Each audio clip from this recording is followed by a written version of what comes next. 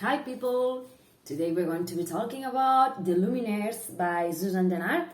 And I have to say that I completely love this book. I mean, it was an amazing read. It was refreshing. I did love how the world building felt. I mean, I love this idea of having this kind of this society of hunters that are protecting the people that know that the nightmares exist and the people who know nothing about it, and that every night they go out into the forest to hunt these nightmares and to protect people, and all the goal building, all the creation that goes around it about the different clans or different families and how they work, the different mottos they have, the different abilities or way of living they have, and how there's like this training school, so to speak, where youngsters go to learn about the nightmares and about the things that put their lives in danger, and about the exams, the physical exams, and the writing exams that they do in order, to prove that they know what they are up against. And as I say, I did love the feeling of this world building. I was amazed about how real it felt and how organic it felt to have this girl who's called Winnie. Her family has been like expelled from this society. You will have to read the book to know why. And when we meet her, she is going to try to do this hunter exam to see if she can pass the evaluation and if she can be a member of the society, because she wants to regain what she used to have with her family and her used to have.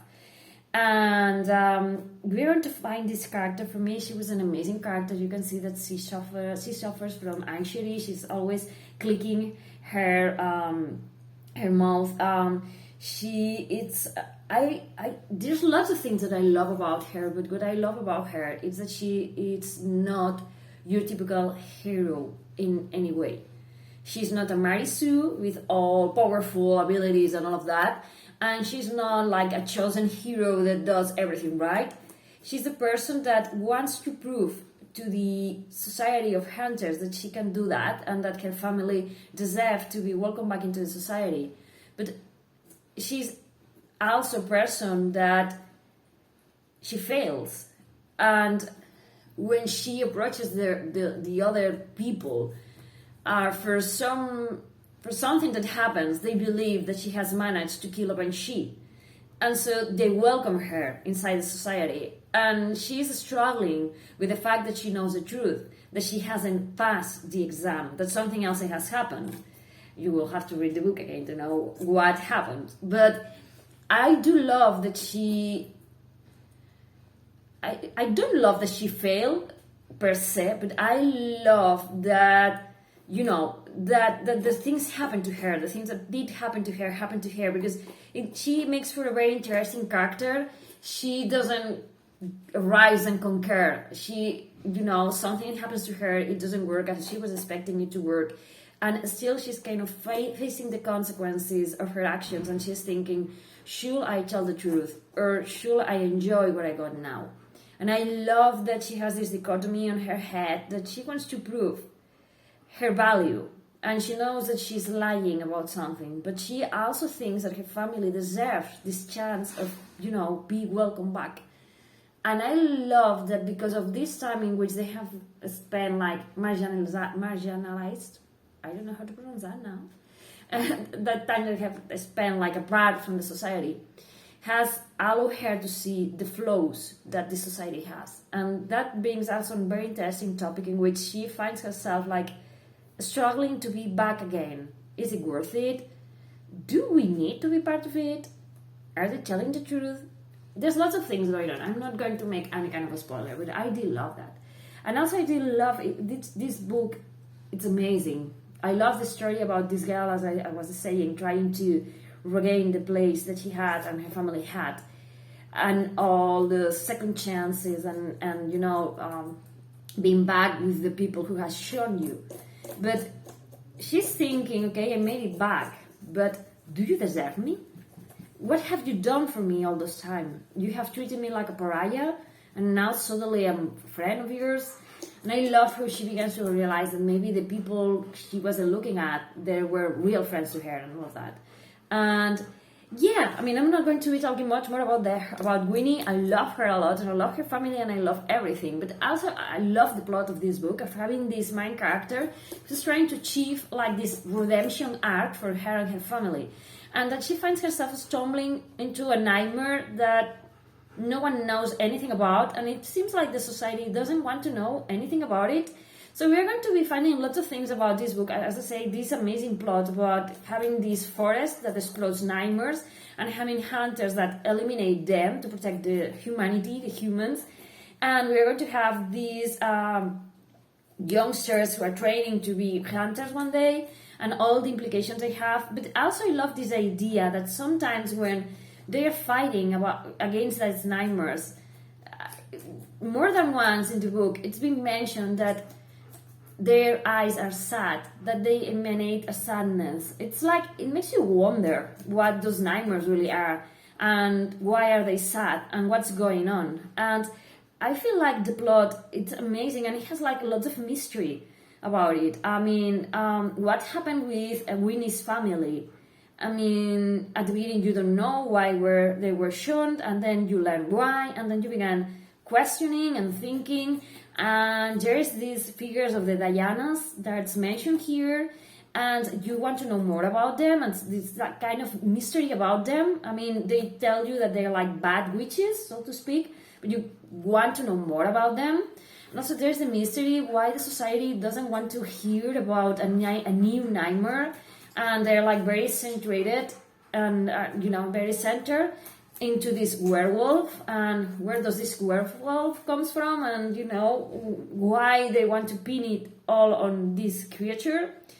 And just lots of things were interesting to discuss about this book, about friendship, about your real family, about what place you want to occupy in the world, the place that you think that you deserve. And sometimes when you get there, it's like, no, this is not what I was expecting. There is also the lure, I don't know if I'm pronouncing that right, the call of the forest that calls certain people. This kind of something more going on between hunters and nightmares that you can, maybe I'm guessing, I don't know, but I felt like, there's something else going on there.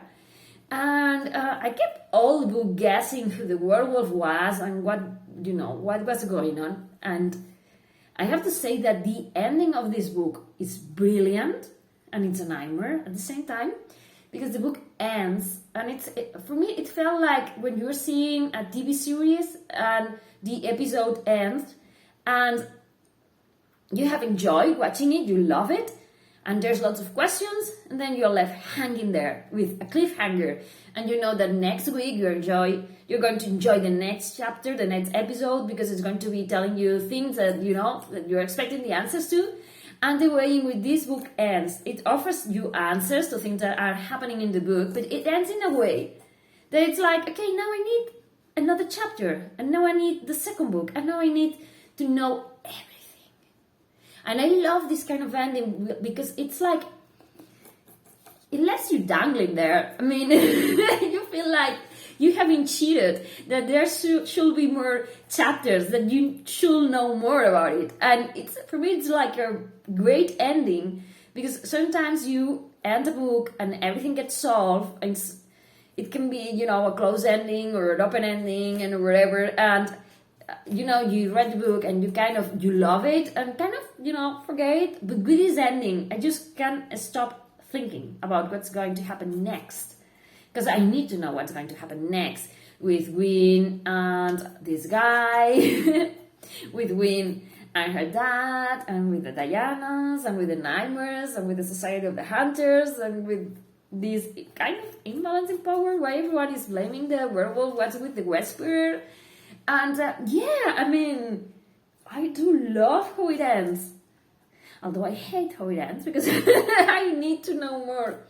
Okay, if you're looking for something that's completely new, that's going to offer you, I mean, they're going to be banshees and werewolves and vampires and things but it's kind of a new take on all of this, with an amazing, as I say, world building that It makes you feel the world building. It makes you feel the world building. It's not like cut and dry, but something that you can feel like you're losing yourself into, and that you are pondering about how it should be to live there and what it means for the people and for the young hunters and the more old ones, and how it all works and what kind of equilibrium there is and why are the Dianas and what. I mean, it's a book that's going to be making you think about lots of things. And I also love that we have a main character that's a girl, and as I say, I love that she's not exactly your hero, that she wanted to do something and she did it, but not exactly how she expected it to go, and that she questions herself, and she can stand for herself and the people that she loves. And this is something that I love about her.